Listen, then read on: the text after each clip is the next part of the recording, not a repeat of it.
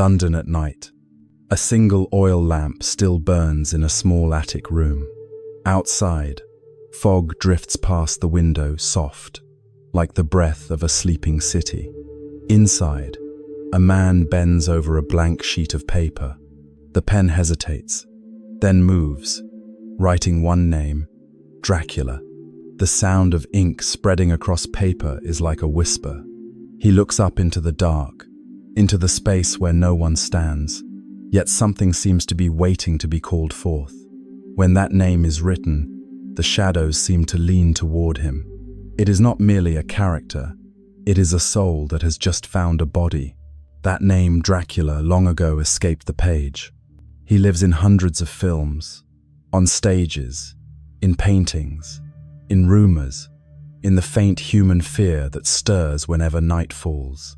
But before he was a monster, he was only an idea inside the mind of one man, an Irish clerk living in the age of gaslight and glittering theatres. An ordinary man, whose heart longed for the light yet was entranced by the dark. Bram Stoker, that was his name. He was no prophet, no sorcerer. He was a meticulous worker, careful, observant, seeing the world as a great play where he stood quietly behind the curtain. For 27 years, he managed the career of a celebrated actor, a man forever bathed in stage light. And Stoker, living in the half-shadow behind him, recorded everything with the eyes of someone long accustomed to darkness. Perhaps it was from there that the immortal creature was conceived, not from blood, but from the loneliness of one who had seen everything and never himself. Before Dracula, the vampire was only a shadow in folklore, a fireside threat to frighten children through cold nights. But under Stoker's hand, it became a being of mind, of hunger, of vision, a creature that could look straight through the human soul.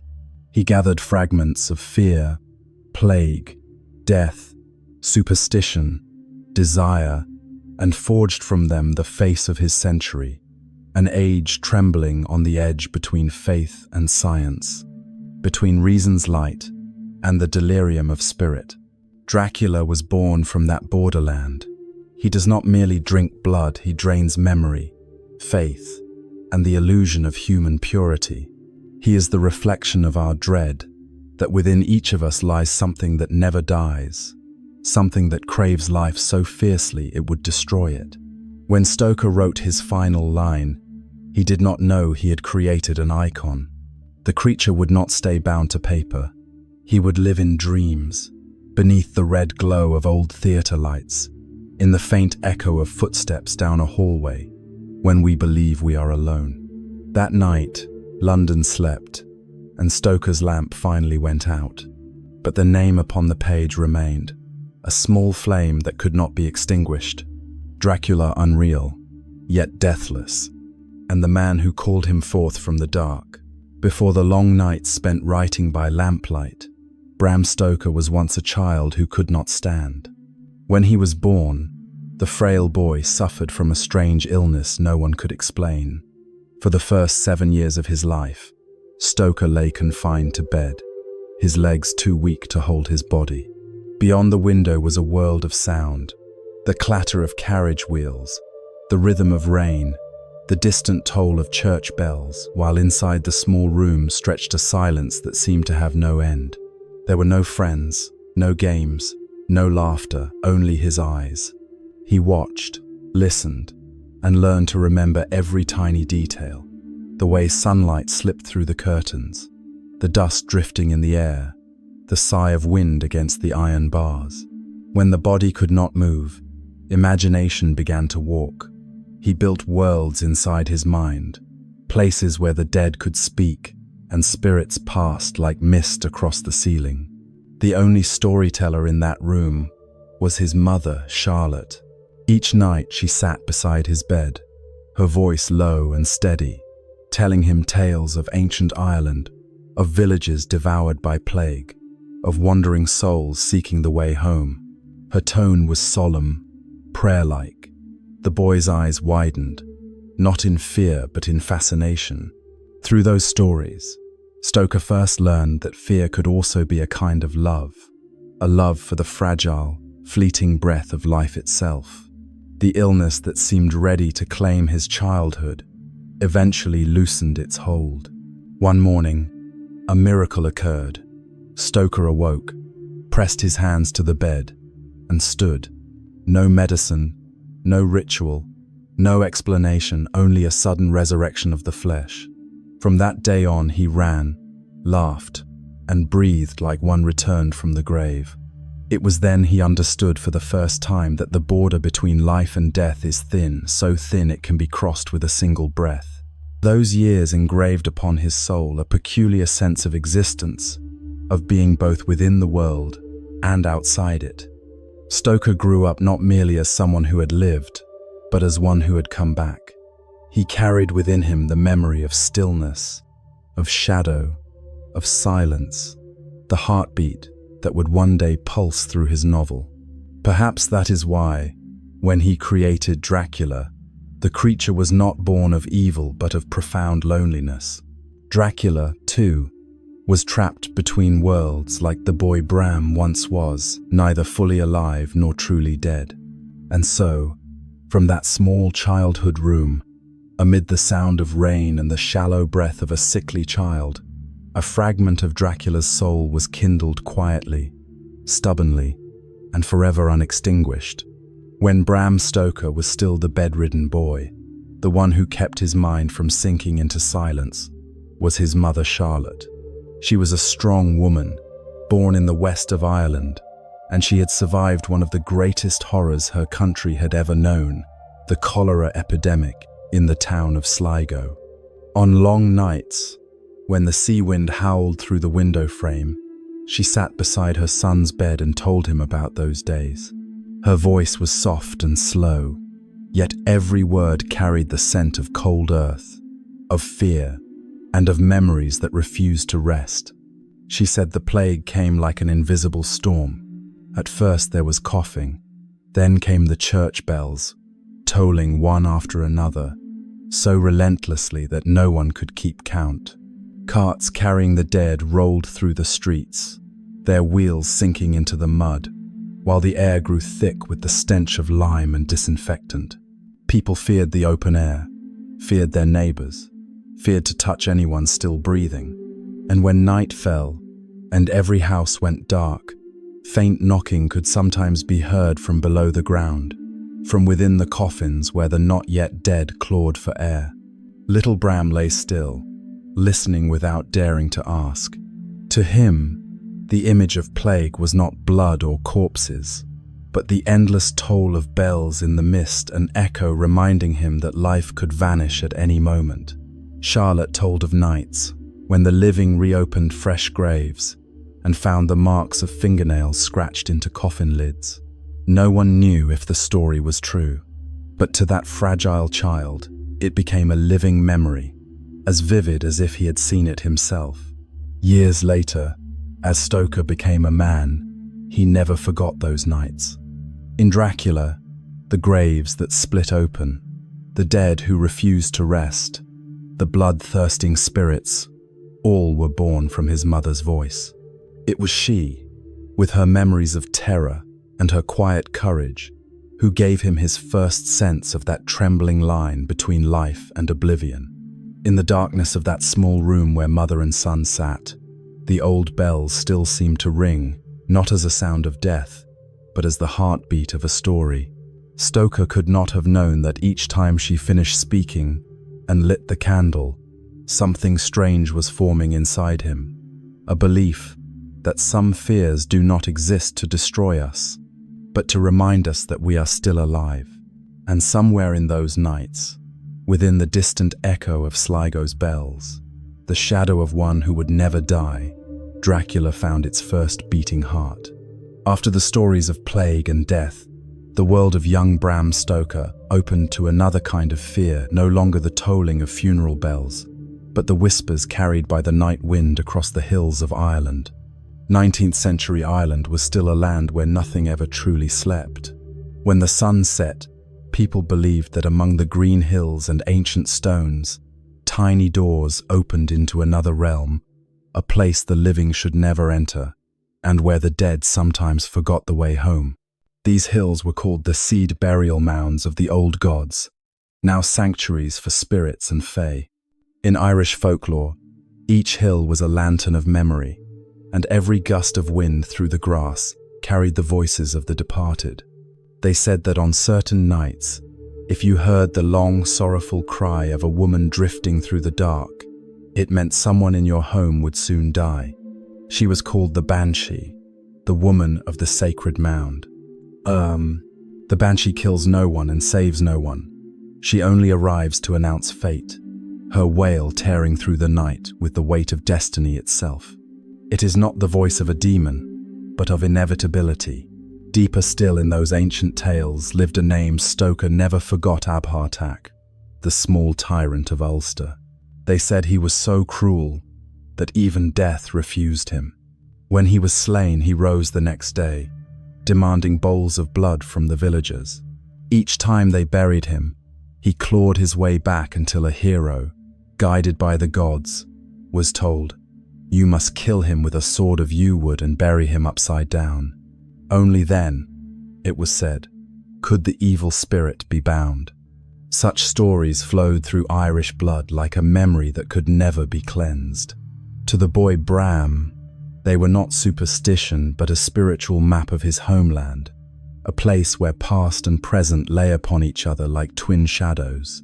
In Ireland, death was never a final ending, and the soil beneath the living's feet always held the warmth of those who had lain there before. Growing up amid that landscape, Stoker learned that darkness was not only to be feared, but also to be revered. The Irish believed that spirit and man coexist, one in the light, one in the mist. And perhaps it was from those myths that he learned to write of beings who dwell between worlds, not wholly dead, not wholly alive, yet eternally alive in human memory. Years later, as he wrote Dracula, those shapes returned, the wailing of the Banshee echoing in the voices of the doomed, and Abhartach reborn as a distant ancestor of the blood drinker who ruled a frozen eastern castle. From the mist-covered hills and ancient graves, Ireland had given Stoker the seed of a nightmare, not to make humanity tremble, but to remind them that sometimes what we fear most is simply what still watches over us with the quiet love of the earth itself. Once his body had healed and his legs learned to run, Bram Stoker entered youth with a fierce hunger for life. He left the shadowed hills of Ireland for Dublin, the city of intellect, art and dreams glowing beneath gaslight. There, Stoker found his new temple, the theatre. During his years at Trinity College, Stoker was not only a gifted scholar, he was utterly devoted to the stage. He spent countless evenings in old playhouses, where the applause and the scent of dust mingled like incense. He studied each performance as though it were an ancient ritual, light, music, and dialogue blending into a kind of spell that made people forget who they were. From the audience, he watched in silence, fascinated by how emotion could be summoned and shaped, how a gesture or a line could make hundreds of strangers weep or tremble. It was within this world of illusion that, in 1876, Stoker met the man who would change his life. Henry Irving, the most celebrated actor in Britain, a man for whom the very light of the stage seemed to exist. The first time Stoker saw Irving perform Hamlet, he stood transfixed, as if hypnotized. When the curtain fell, he wrote a passionate review so fervent that Irving himself demanded to meet the author. From that night onward, their paths became bound, one man dazzling in the spotlight, the other watching from the dark. Henry Irving was tall and slender, his face long, his voice resonant, his gaze magnetic. He did not simply perform, he commanded. When Irving spoke, the entire room seemed caught in his grasp. And Stoker, with the instincts of one who had lived long in silence, saw something beneath the glamour, the power of control. Irving could make people believe, make them surrender to his presence, a temporary sovereign ruling the souls of his audience. Soon after, Stoker accepted Irving's offer to leave Dublin for London, to manage the Lyceum Theatre, where Irving reigned supreme. Stoker became the invisible force behind the curtain, the keeper of the machinery, contracts, tickets, accounts, and backstage chaos. While Irving stepped into the golden light each night like a king, Stoker watched from the wings, recording every breath, every glance, every reaction of the crowd. And there, in the heat of the music and the thunder of applause, Stoker learned the theatre's greatest secret. Fear and fascination are two sides of the same coin. Audiences love the one who makes them tremble, and tremble for the one they love. Perhaps it was then, in the dim wings of the Lyceum, as he watched Henry Irving bow to the roaring crowd beneath the golden lamps, that Stoker realized he had found the shape of his future monster, a being of hypnotic power, majestic beauty, and the aching solitude of one who stands above all others. And from the shadows of that stage, Count Dracula began to breathe quietly, like wind slipping through the velvet curtain as it fell. When Bram Stoker officially became the manager of London's Lyceum Theatre, he entered a world where the brightest light cast the deepest shadow. By day, he drowned in ledgers, telegrams, and endless contracts. By night, he stood behind the curtain, watching the man all of England revered, Henry Irving. Irving stepped onto the stage like a king within his own empire. The spotlight carved his face from gold and shadow, turning every word into command, every gesture into enchantment. The audience fell silent, their hearts seemingly guided by the rhythm of his gaze. Each night, Stoker watched this from the darkness, unseen. He knew that the performance existed because of him, because of the machinery he kept alive. Yet when the applause erupted, his name was never spoken. For 27 years, Bram Stoker lived as a man who brought light to others, yet never stood in it. He rose before dawn, worked until the city slept, then followed Irving home to take his next day's orders.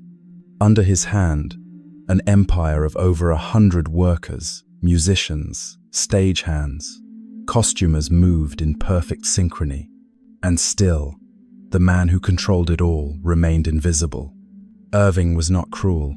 He was simply a man who knew the magnitude of his power and wielded it as if born to do so. He lived on the worship of others, and Stoker was his most devoted worshipper. Once, Irving recited a poem about sin and redemption so deeply, so completely, that he collapsed in tears. In that moment, Stoker felt both pity and terror drawn toward him like a moth to a flame, helpless before the force that consumed him. Their bond was never spoken, but it was a kind of spiritual dependency, one man blazing with glory, the other surviving on the reflected glow. Stoker began to realize he was being drained, not of blood, but of time, energy, and creative fire. The brighter Irving shone, the dimmer he became, and in the late hours, when the theatre was empty and the city quiet, Stoker would sit alone in his small office, scribbling fragments of stories, tales no one would read, characters with no names yet. From that strange relationship, an image began to take shape. A tall, slender man with hypnotic eyes, a regal posture, and a presence that inspired awe and dread in equal measure. A being who fed on the life of others, and to whom they willingly surrendered it. Henry Irving never knew that through his charm and his command, he had sown in Stoker's imagination the seed of a creature that would outlive them both. A noble of the night, who needed no stage light to exist because he was both the light and the darkness made one. And so, in the small back room of the Lyceum, amid unpaid bills and unsent letters, Stoker began to shape his face, the one who would never leave humanity's mind. Count Dracula, born from the very light that had consumed his creator's soul. By the time he passed 40, Bram Stoker looked back on his life and saw it as a stage whose curtain had already fallen while he still stood unseen behind it. 27 years of serving Henry Irving had earned him respect, but not remembrance. Every light in the theater shone upon someone else. He, the man who made it all possible, was allowed to exist only in the background, among ledgers, telegrams, and the dry smell of ink. Devotion had become habit, and habit had hardened into chains. Each day, he worked until midnight, then followed Irving to dinners and gatherings, listening, nodding, remembering. When others laughed, he smiled. When Irving grew tired, he waited by the door. In the amber haze of London's gaslights, Stoker's thin figure, his shoulders slightly bent, often appeared like a quiet shadow, trailing behind the most famous man in England. Yet inside him, something was growing athirst, not for wealth or fame, but for the right to exist as himself. Stoker felt time draining from him like blood from a wound. Each play that ended, each curtain that fell, took a piece of him with it. Sometimes he wondered, if he vanished tomorrow, would anyone notice? Or would the theater still open, the velvet curtains still rise, and the world go on, unchanged? Near 50, that question turned into an obsession. He began to think about legacy, what might remain after he was gone. A play, an essay, a book, something that would bear the name Bram Stoker and no one else's. And one rainy night, while Irving slept after a performance, Stoker sat alone at his desk, lifted his pen, and wrote upon the first page a quiet promise: "I will write a story that will never die." From that moment, his life divided in two. By day, he remained the meticulous manager of the Lyceum Theatre.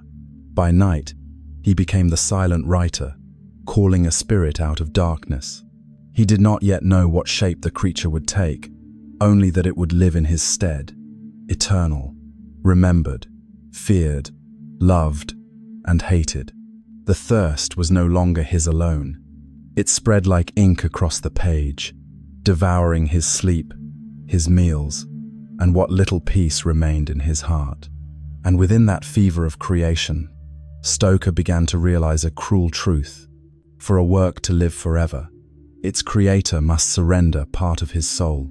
He could not have known that this very longing to endure beyond death would become the lifeblood of the being he was about to summon, a creature that would mirror his own soul, one who refused to fade, no matter the cost.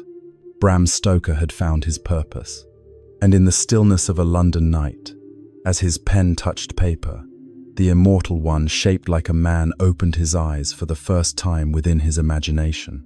London, in the final years of the 19th century, still glowed under its veil of golden gaslight. Each night, when the Lyceum Theatre fell silent and the crowds drifted home, intoxicated by art, Bram Stoker remained behind alone, in a small room thick with the scent of old paper and dried ink. On the desk lay contracts, unopened letters, and in one corner, a worn leather notebook, the place where he kept another life. For years, Stoker had been writing, not for fame, but as a way to breathe. In the rare pauses between tours, he wrote stories for children, adventure novels, strange tales inspired by the mist and myths of Ireland. His pages were haunted by ancient gods, by giant serpents guarding treasure, by women walking through fog with cursed hearts. But when he closed each manuscript, he knew he still hadn't found what he was truly chasing: a soul that could not die. His early works, The Snake's Pass, Under the Sunset, were published, read, and soon forgotten. They were kind, careful, and safe stories written by a man still afraid to awaken something sleeping inside himself. Yet each book was a stepping stone. They taught him the craft of the storyteller, how to lead readers through the light and let them rest in the dark without despair. On some nights, after Henry Irving's performances, Stoker came home late, opened his notebook, and wrote, Rain tapped the window. Lamplight flickered across his tired face, but his hand did not stop. He wrote not for praise, but because if he didn't, he felt himself fading. The pages became the only place he existed as his true self, not the manager, not the man behind the curtain, but the dreamer speaking with the dark. In those quiet tales, faint shapes began to form the same shapes that would later reappear in his masterpiece. The lonely man within stone walls, the woman trapped in an endless sleep, the cold wind carrying a distant call. Each detail was a slow heartbeat, each image a fragment of a soul taking form from the pieces of his own memory. Stoker didn't yet know that these practice works were teaching him the most vital truth of all. To write something that would live forever, one must pour into it a piece of one's own truth. Not the truth of the world, but of solitude, of longing to be remembered, of standing outside the light and still wanting to illuminate the sky. And one night, as he reopened the old leather notebook and looked at the yellowed pages, he realized something had changed. He was no longer writing stories separate from life. They had begun to intertwine, to pulse, to find their way back to one another, like the beating of a heart. The pages were no longer silent. They had begun to breathe the slow, awakening breath of the man who would create Dracula. Bram Stoker began to retreat to a place few knew about, the Reading Room of the British Museum. In the heart of London, it was another world. High stone walls, a vast glass dome arching above, rows of time-worn wooden desks lined like pews in a silent cathedral of knowledge. Here, no one spoke. There was only the rustle of paper, the whisper of pens, and the pale dust of light falling from the dome.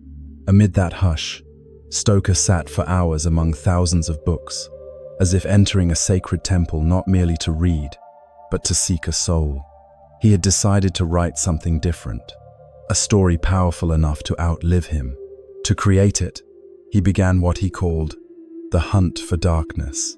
Each day, he arrived early, selecting volumes about distant lands, Wallachia, Transylvania, the Carpathians, names that sounded as though they had been spoken in dreams. He copied every detail, the weather, the customs, the food, the clothing, the faiths and the legends of those who would not stay dead. Each note he took was a grain of dust gathering into a storm. He did not want to write a mere ghost story. He wanted a world so real that readers would have to believe it existed. A world where, if one opened a map, one might find the monster's castle hidden somewhere among the mountains and forests. Stoker read everything: psychology, hypnosis, the experiments of French scientists with artificial sleep. He pored over medical journals on plagues and the records of the Victorian occult societies that whispered about the boundaries of the soul. Every page became a fragment of something larger, and in his mind, those fragments began to merge into the shadow of a being part man, part symbol, standing at the border of science and the supernatural. One day, he set down his pen and looked up at the great glass dome. The thin daylight fell through it like a pale moon, spreading across the desk and glinting off the tip of his pen like a sliver of fire. In that moment, Stoker understood. To create a monster that would live forever, he needed two elements: truth and darkness. A creature is only terrifying when it walks within a world that feels real. And so, in that silent room, he became both scholar and dreamer. Others came there to learn. He came to forge. He read about maps, yet saw castles. He read about customs, yet heard the wind howling through the night. Each page was a step deeper into the labyrinth of his own imagination. 7 years passed like a long dream.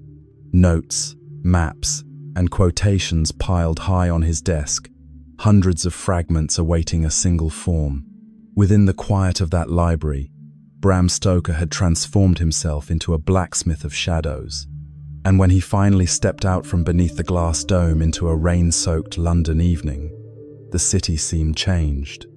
For somewhere in that rain, something had opened its eyes, born from 1,000 books and from the breath of a man who refused to die forgotten. On a spring evening in 1890, when London's wet streets still flickered with the glow of gaslight, Bram Stoker and Henry Irving attended a dinner at the Langham Hotel, a favored haunt of Victorian artists and intellectuals. Amid the cigar smoke and the clinking of glasses sat a man who caught Stoker's attention. He was small, neatly bearded, with eyes that gleamed like polished glass. His name was Professor Arminius Vambery, a Hungarian scholar famous for his strange and perilous journeys across the Balkans and Central Asia. That night, Stoker listened in silence as Vambery spoke. His voice rolled with a slow, deliberate rhythm, the cadence of the desert and the eastern wind. He spoke of the Carpathian Mountains, where winters lasted half a year, of villages that believed the dead could return to claim the living, of ancient bloodlines that still lingered in those forests, carrying titles long vanished from Europe's memory: Voivode, Dracula, Dracula.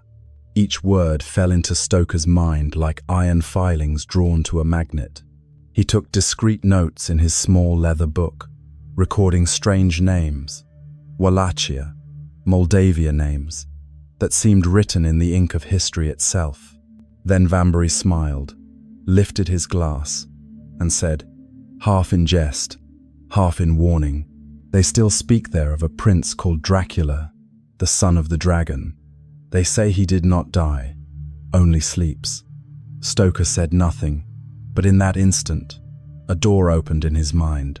The fragments he had been gathering for years in the library, the folklore, the maps, the studies of hypnosis and blood suddenly aligned, forming a single, undeniable shape. Dracula, 2 syllables short and heavy like a prayer, or a heartbeat, or the sound of something ancient stirring in its grave. That night, returning home through the fog, Stoker opened his notebook. Under the lamplight, he wrote, "The name means dragon, or devil." From that line, the obsession began. He devoured everything he could find about Wallachia, about the Order of the Dragon, about the notorious Prince Vlad the Impaler. He could not tell what was fact and what was legend, but he felt within the tale a raw, primal truth, something that pulsed beyond reason. In the nights that followed, Stoker began to dream.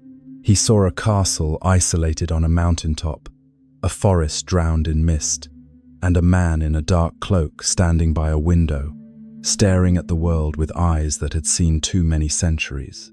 Each morning he wrote down what fragments he could remember, as though he were not inventing a story, but recording one that someone whispered to him in his sleep.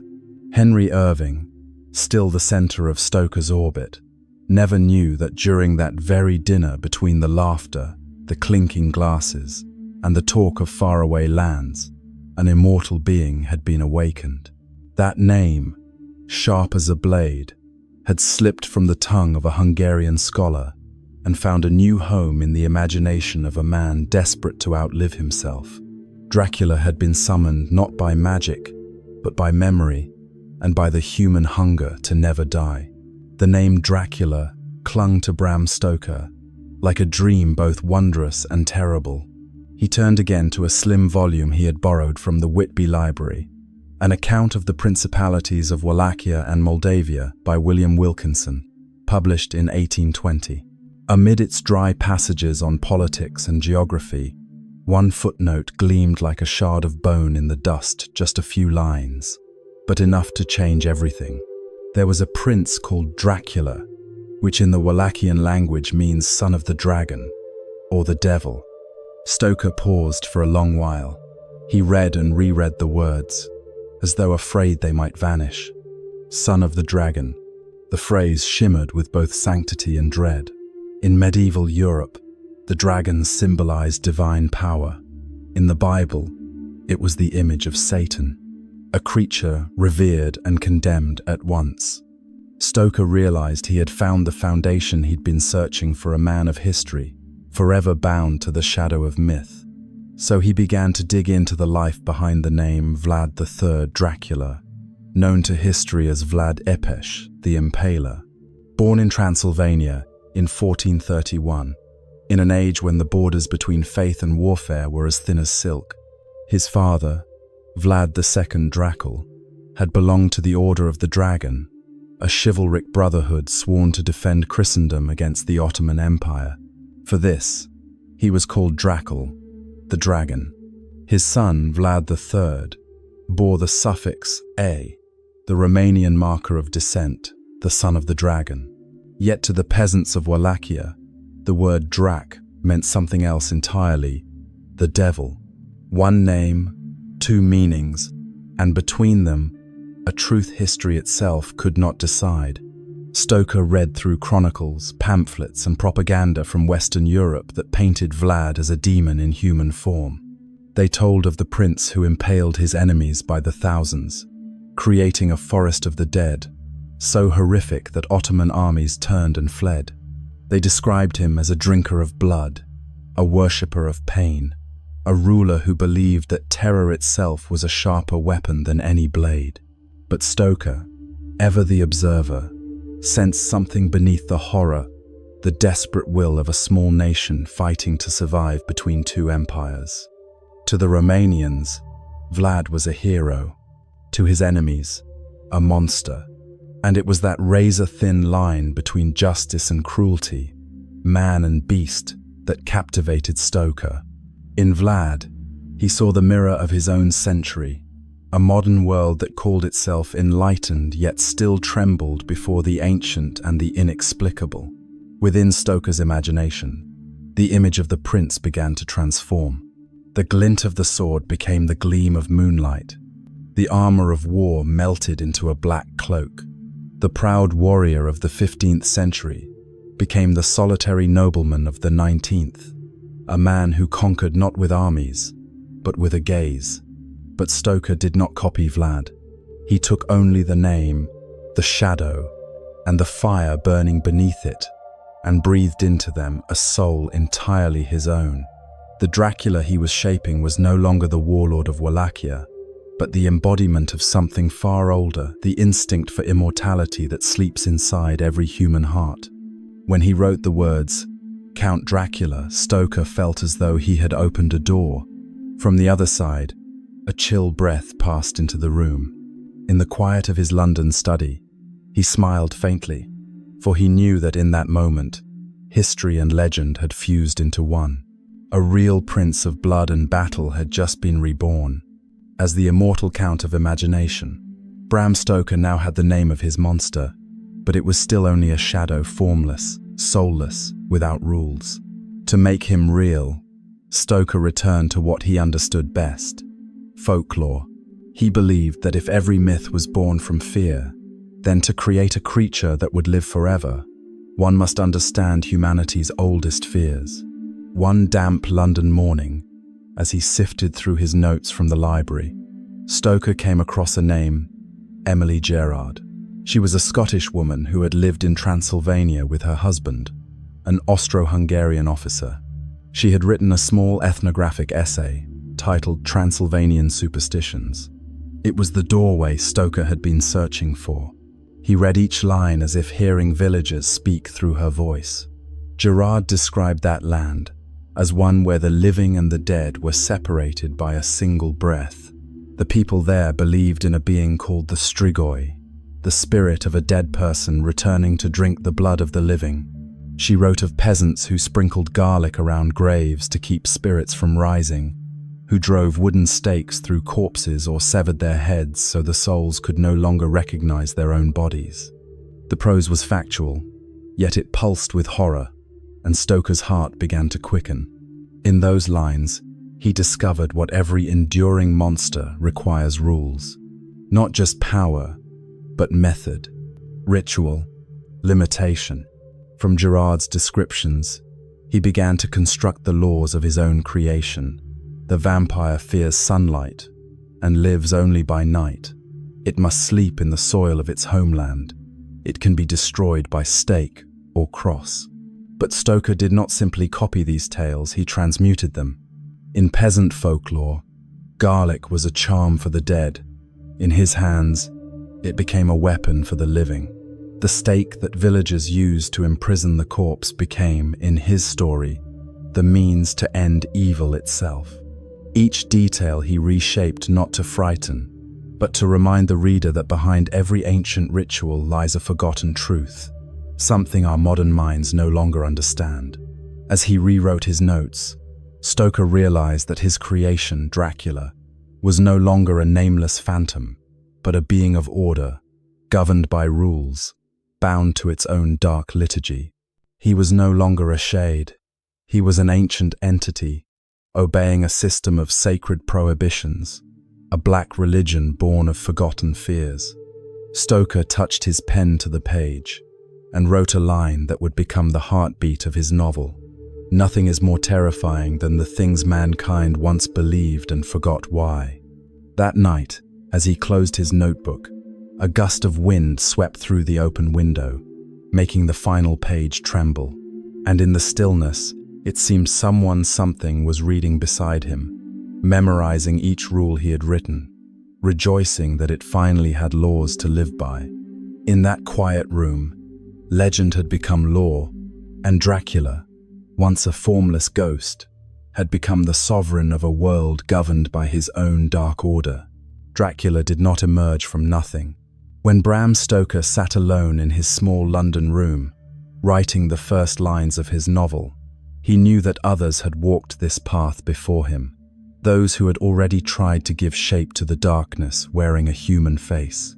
More than 70 years before Stoker, on a storm-drenched summer by Lake Geneva, a group of young exiles sought shelter in a small villa called Villa Diodati. One night, to pass the gloom, they challenged each other to write ghost stories. Among them were Lord Byron, Mary Godwin, and Byron's young physician, John Polidori. From that night were born two immortal beings, Frankenstein by Mary Shelley and The Vampire by John Polidori. Polidori lived in the radiant shadow of Byron, just as Stoker lived beneath the brilliance of Henry Irving. Perhaps that is why he understood so deeply the feeling of being drained by a greater star. In his short story, Polidori created Lord Ruthven, a mysterious, elegant nobleman who seduces society's women and drinks their blood as easily as he steals their love. Gone was the grave-dwelling corpse of peasant folklore.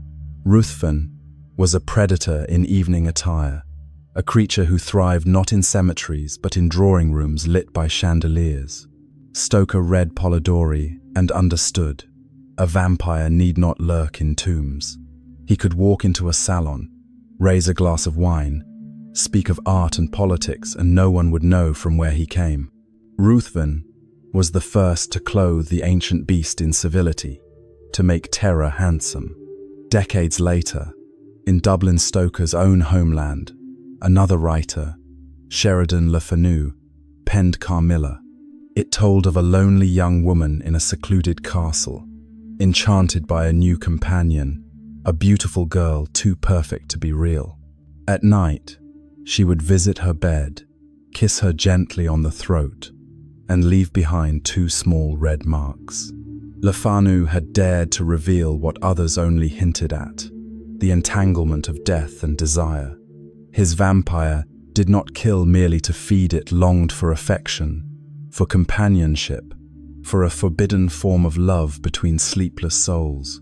In Carmilla, Stoker recognized the truth he would one day take to its full height. Fear and desire are separated by only a heartbeat.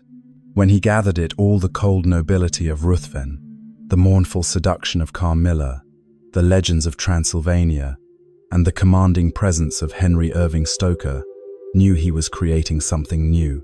Not merely a monster, but a symbol. Dracula would possess intellect and passion, nobility and damnation. He would be both prince and outcast. On windless London nights, Stoker imagined that firelit room where Byron and Polidori once wrote, and the misty castle of Le Fanu's dreams. He saw them as torchbearers walking ahead of him, lighting the path through darkness so he might follow.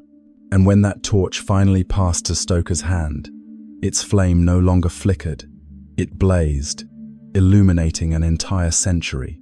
Dracula, when he was born, carried within him the souls of all who had ever written of the night. But through Stoker's pen, for the first time, the darkness learned how to smile. At the end of the 19th century, London was the heart of the modern world.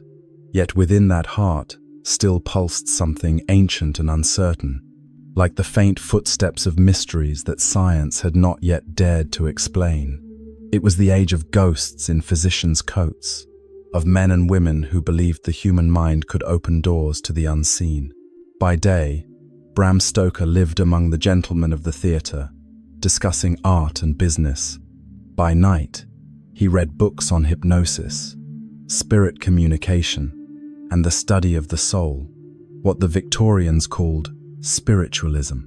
The newspapers he devoured told of séances, where ladies in white gowns placed their hands on polished tables, waiting for them to tremble under the glow of candlelight. People claimed the dead could speak through mediums by knocks, by whispers, by the pale mist they called ectoplasm. The world then stood balanced between two faiths, science and sorcery. One side believed in microscopes, the other in dreams. And Stoker, like so many of his generation, lived between them. He was practical, meticulous, a man of schedules and receipts, yet his imagination quietly leaned toward realms reason could not touch. In London's circles of artists and thinkers, he heard whispers of the Hermetic Order of the Golden Dawn, a secret society of poets, scholars, and actors who studied the Kabbalah, Egyptian symbolism, and the art of conversing with spirits. Friends such as Oscar Wilde and W.B. Yeats brushed close to those rituals. Stoker never joined, but he watched, remembered, and felt the pull of that forbidden promise, the yearning for a power that might pierce the veil of reality. From that fascination, a question took root. If there existed a being who understood the laws of the soul better than mankind, who could cross the boundary of death, command the will of others, and live upon the energy of their spirit, would he not have achieved what humanity sought in vain? Thus, in the early drafts of Dracula, Stoker began weaving invisible threads of this world: hypnosis, telepathy, the power of the gaze, ancient sigils that bound the soul. In his hands, the vampire ceased to be a wild beast of legend and became an ancient magician, keeper of forbidden knowledge, knowledge humanity once possessed and lost. To Stoker, it was no longer mere horror. It was a form of reverence, for within him, Dracula represented not only darkness, but a wisdom beyond time, a being who had stepped beyond every boundary humankind had built. That night, as the city slept, Stoker wrote in his journal, "We call him a demon only because he has already learned what we still dream to know." Outside, London's fog drifted low, blending with the dull glow of gaslight. And in that small room where Bram Stoker wrote of the Lord of Shadows, he did not realize that he, too, was performing an unseen ritual, a summoning of the very thing his age both feared and desired, the secret of the soul. By the end of the 19th century, London stood as the center of the world, the beating heart of the British Empire, where millions of souls from every corner of the earth converged. But behind the glare of progress, behind the ships of iron and the engines of steam, pulsed an unspoken dread, the fear that the very world the empire ruled might one day rise and devour it. Bram Stoker lived at the height of that moment. He saw the ships docking along the Thames, carrying not only goods and travelers, but whispers of faraway lands. He heard talk of the city's crowded immigrant districts, where strange languages echoed through narrow streets and exotic customs from the East unsettled the English mind. In the heart of a prosperous empire, new fears began to take root: fear of disease, of dilution, of the things that could not be conquered by map or law. Stoker, an Irishman living within the imperial capital, understood that unease more than most. He was a man who belonged, yet did not belong, both subject and citizen, both colonized and complicit. That fracture allowed him to see clearly the trembling heart of his age. In his writing, he gave form to the empire's collective anxiety, embodying it in a single being, a foreign invader from the east, who crossed the sea and entered English homes, spreading his curse silently, intimately. Count Dracula was no longer just a vampire. He became the embodiment of a global fear, the nightmare of invasion turned inward, a stranger slipping into the center of civilization, not with weapons or armies, but with words, eyes, and fatal charm. He conquered not territory, but souls. In his notes, Stoker wrote of wanting to set the supernatural loose in the modern world. But beneath that ambition lay something deeper. He was holding up a mirror to his own empire. After decades of sending the light of civilization outward, Britain now had to face the shadow returning home. Dracula was that shadow made flesh, a vessel carrying darkness upstream, back to the heart of the empire. He brought with him the soil of his homeland, black, sacred earth, spreading it across London. The image was haunting. Even in the core of civilization, the earth of the East was quietly taking root. When Dracula lay sleeping in his coffins of Transylvanian dirt beneath English streets, it was as though the ancient soul of the Carpathians had come to rest beneath the empire's polished floors.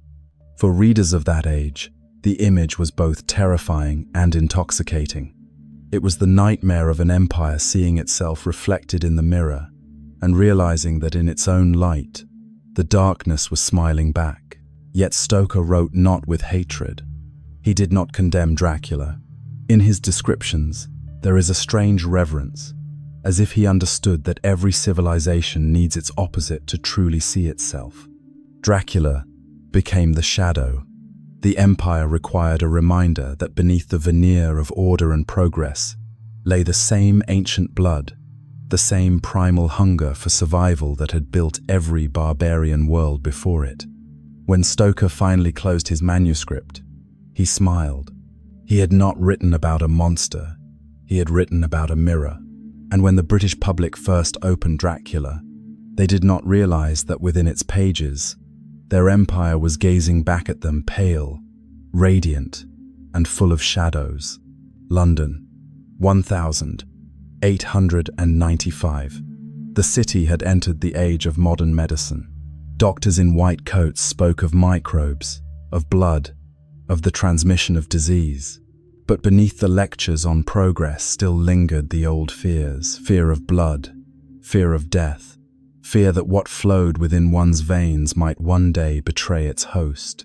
Bram Stoker, ever the observer of his time, became fascinated with blood, not merely as a biological substance, but as a symbol. Blood was life, but it was also heritage, boundary, and purity. To the Victorians, it carried not only health, but morality, degeneration, even dread. And as science advanced, a new and terrifying miracle emerged.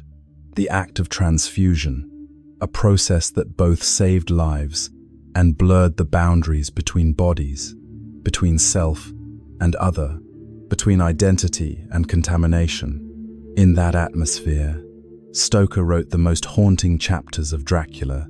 He gave us Lucy Westenra, the beautiful, delicate girl who begins to wither away, her color fading, her life ebbing with each night, as though some unseen mouth were drinking from her veins.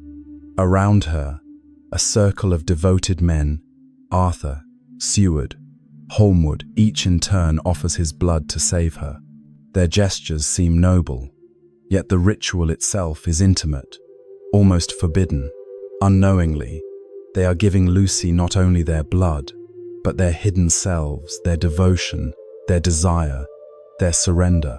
Stoker wrote those scenes with a rhythm that felt like prayer. Every sentence throbbed with the strange ecstasy he had long recognized from the theater, the fusion of pain and salvation.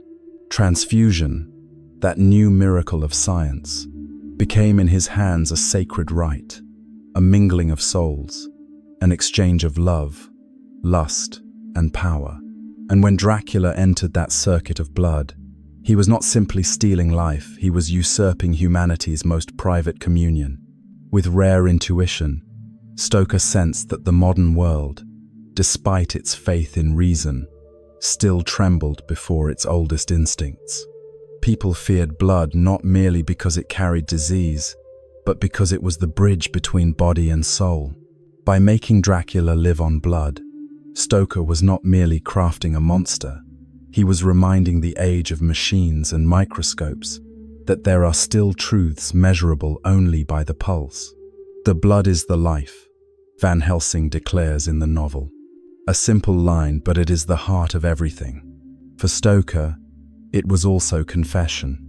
He was writing with his own blood, with his memories, his loneliness, his hunger to endure. That night, when he folded the manuscript, his fingertips were stained with red ink. He stared at them for a long moment and whispered softly, "Blood, no matter whose, always burns the same."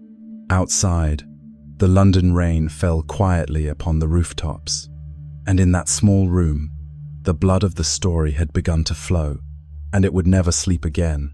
If blood is life, then the kiss is the gateway of the soul, the place where life and death meet.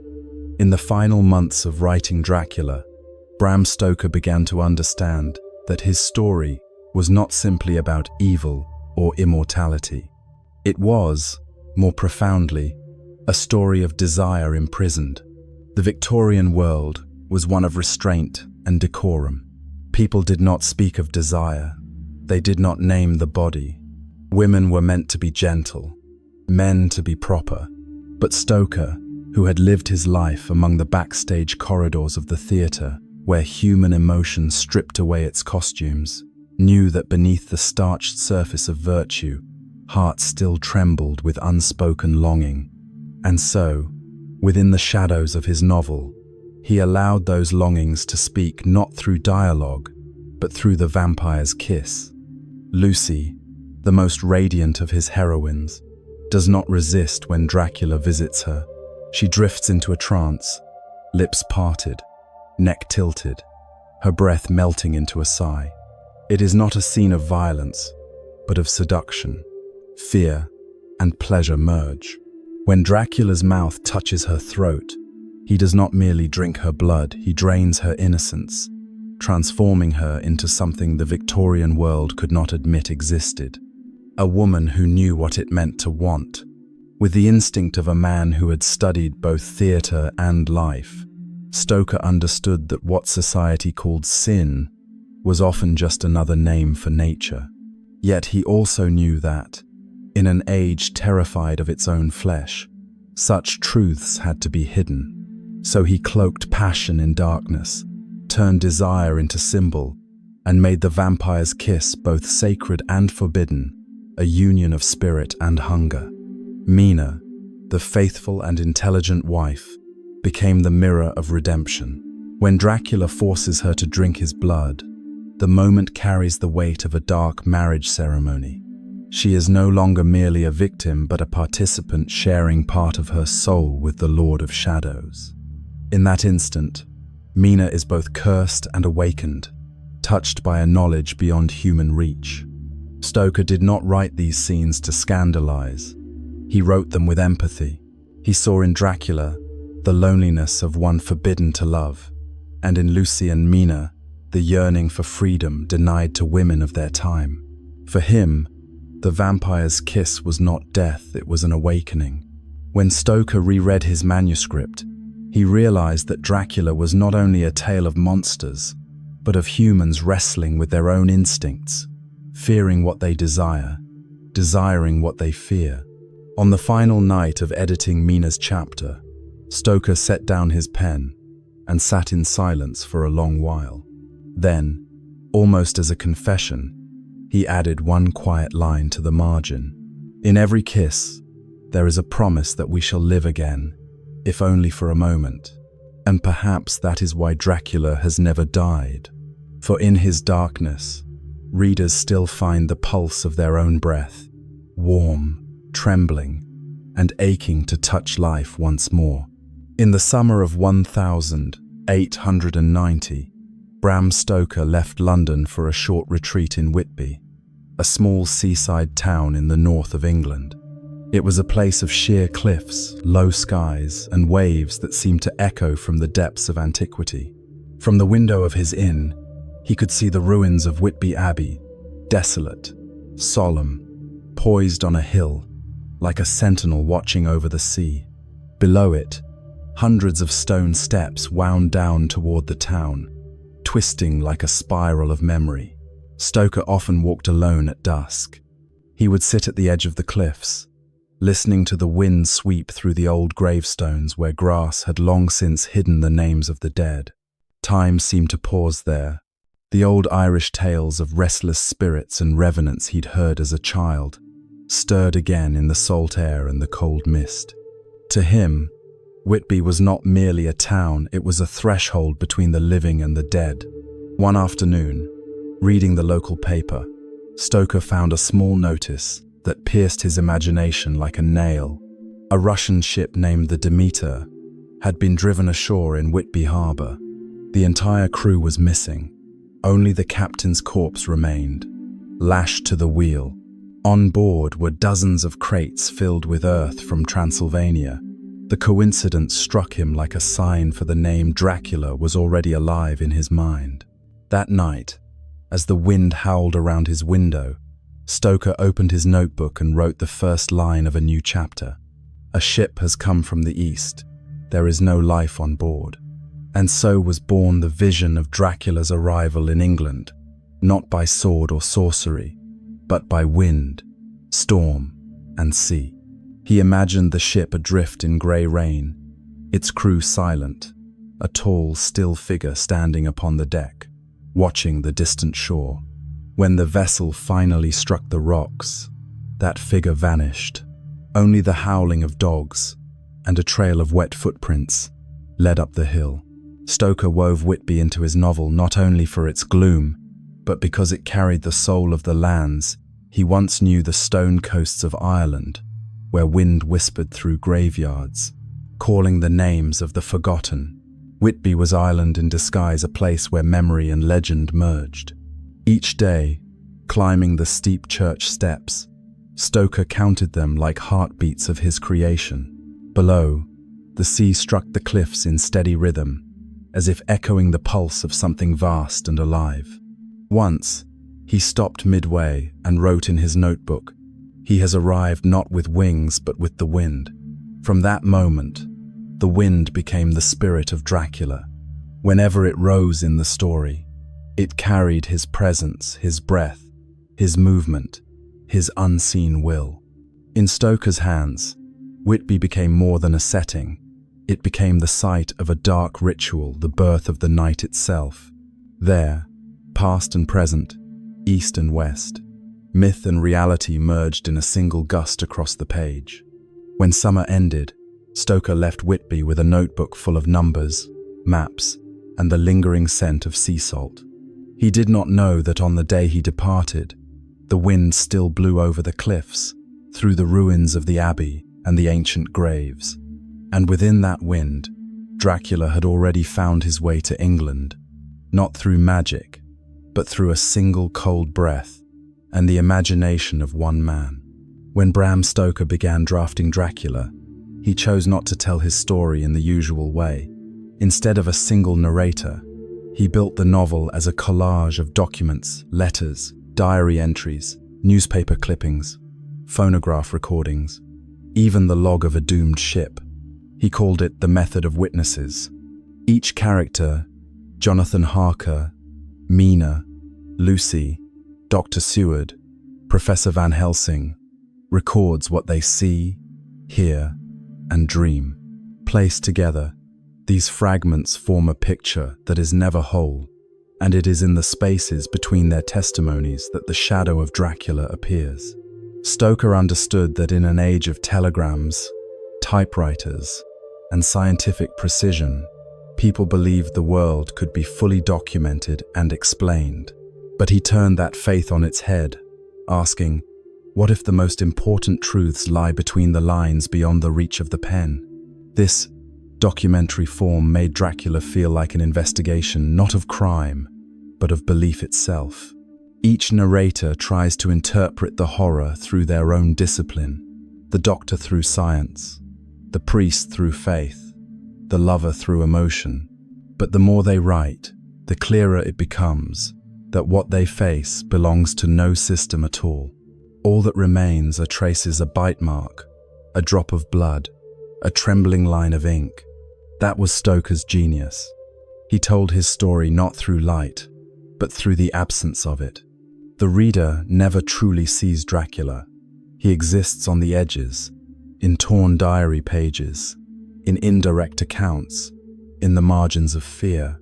The less he is seen, the more real he becomes. Through this structure, Stoker created what later critics would call a dossier of nightmare. Readers feel as if they are holding evidence in their hands, a genuine archive, where ordinary people have recorded the impossible. Its cold precision makes the darkness far more convincing than any magic ever could. But perhaps it was not just technique. Deep down, Stoker was writing about himself, a man who had spent his life recording the lives of others. For 27 years, he wrote the letters, reports, and ledgers of Henry Irving, the man he served. Dracula was not only an archive of horror, it was the archive of a man living in another's shadow. When the manuscript neared completion, Stoker carefully arranged every entry into a strict timeline. He noted the dates, hours, places, even the direction of the wind and the brightness of the moon. Yet when he reread it all, he noticed something strange. Despite all that precision, the darkness had no beginning. It had seeped into every page, every line, as if it had been there long before he wrote. He scribbled in the margin, a quiet admission. Every story of darkness begins with a pen searching for the light. And as the soft rustle of turning pages filled the night, Bram Stoker closed the archive of darkness, unaware that he himself had become part of it. The final witness of a nightmare written as though it were real. Spring, 1897. After 7 quiet years of labor, Bram Stoker signed the final proofs of Dracula.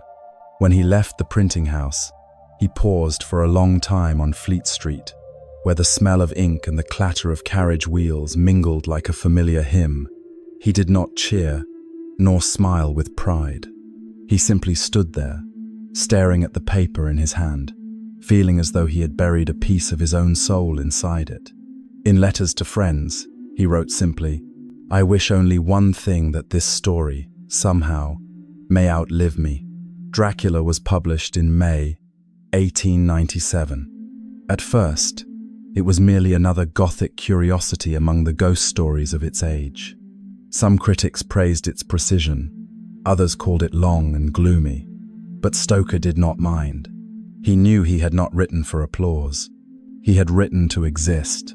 In the years that followed, Dracula brought neither wealth nor fame. Stoker continued his work at the Lyceum Theatre, bowing to Henry Irving, as always. Yet in the quiet hours after midnight, when Irving slept, Stoker would reopen his book, turning its pages like a prayer. The monster he had created was alive, silent, waiting to awaken again in someone else's mind. In 1905, when Henry Irving died, Stoker felt the world shift. The man who had drained 27 years of his life was gone, and instead of grief, Stoker felt release, as if the chain had finally broken, and his soul could breathe again. In the stillness of that funeral night, he understood Dracula was not only the enemy of mankind, but the reflection of both himself and Irving, 2 men who had lived on each other's light. Sometime later, he wrote a letter not to anyone, but to the darkness itself. It was brief, the ink smeared, but the words were clear. "O Lord, if I have sinned, forgive me, but I do not repent. For in sin I have found life." These were not the words of a penitent man, but of one who had created a world where salvation and damnation were separated by a single breath. In his final years, Stoker grew frail. Nearly blind, he lived on the kindness of his wife and friends. Yet even as his body failed, the light of his story still flickered within him. When asked once if he feared death, he smiled and answered, "I have sent part of myself into something that cannot die. It will go on breathing when I cannot." When he died in 1912, in a small London apartment, Dracula was still not considered a masterpiece. But time, the very force he had feared and worshipped, would take his side at last. For, as Stoker himself once wrote, "Nothing truly dies.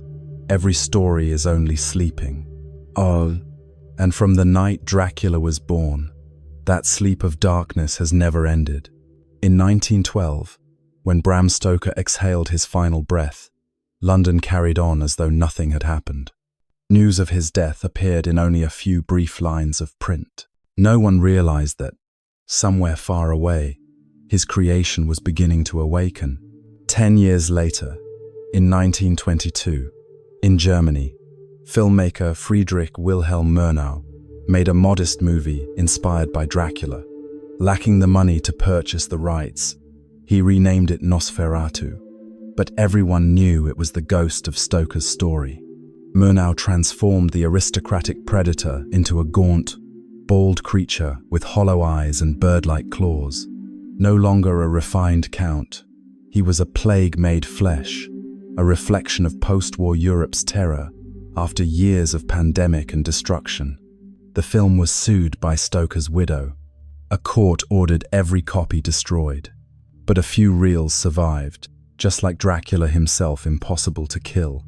Those hidden prints spread across Europe and to America, becoming the seed of modern horror cinema. In 1931, in Hollywood, Bela Lugosi donned the black cape beneath the lights of Universal Pictures. His thick Eastern European accent, commanding gestures, and hypnotic eyes reshaped the monster into something new. The noble, seductive, and cold Dracula. Audiences no longer feared him as a ghoul, they were drawn to him. He stepped from tomb to ballroom, from graveyard to city, and for the first time, darkness became beautiful.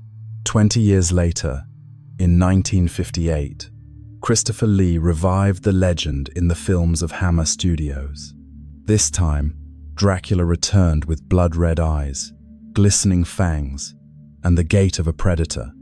Lee infused him with the raw breath of desire and instinct, the primal pulse that Stoker had once veiled in symbolism. Every generation saw Dracula through its own eyes, and so he never died.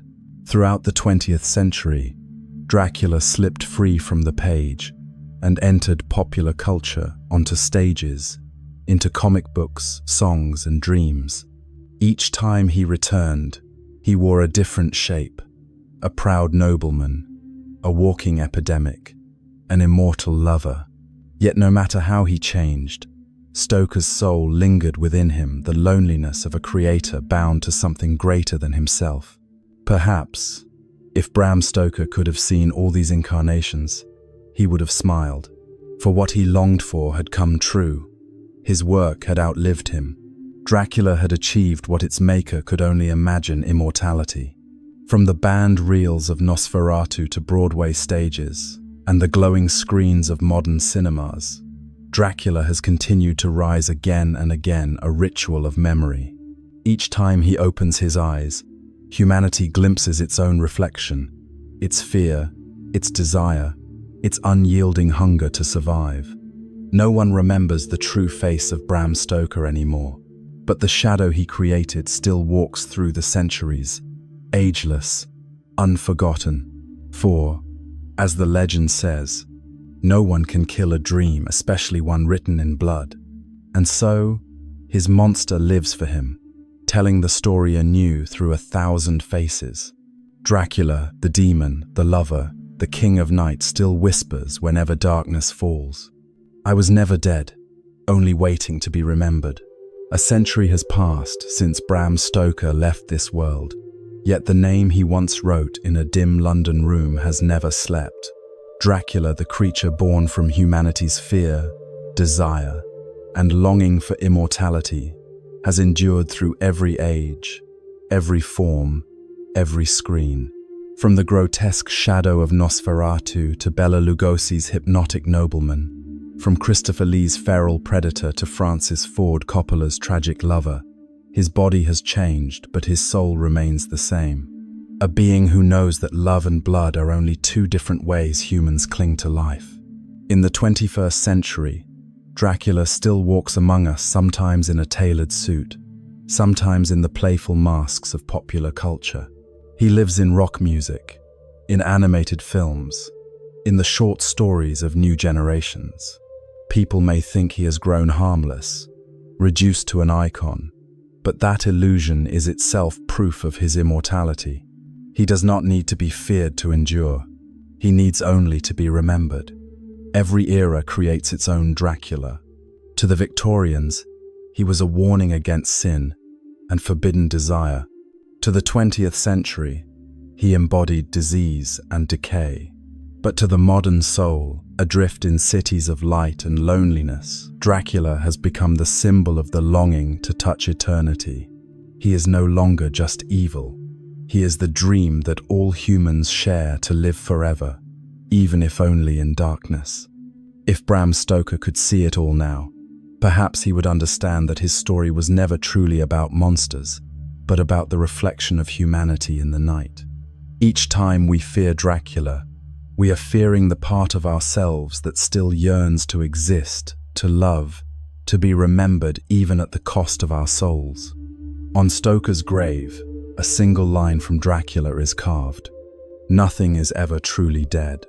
That inscription belongs not only to the character, but to the author himself.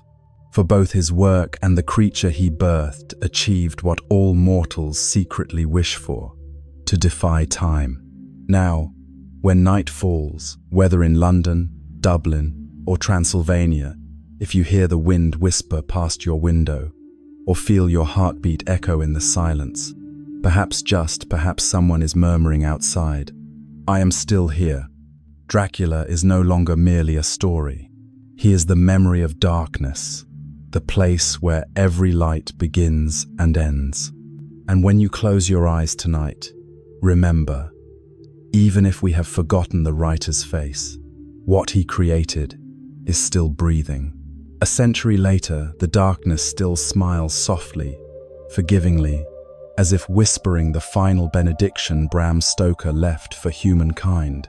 Rest well, for in dreams, we are together still.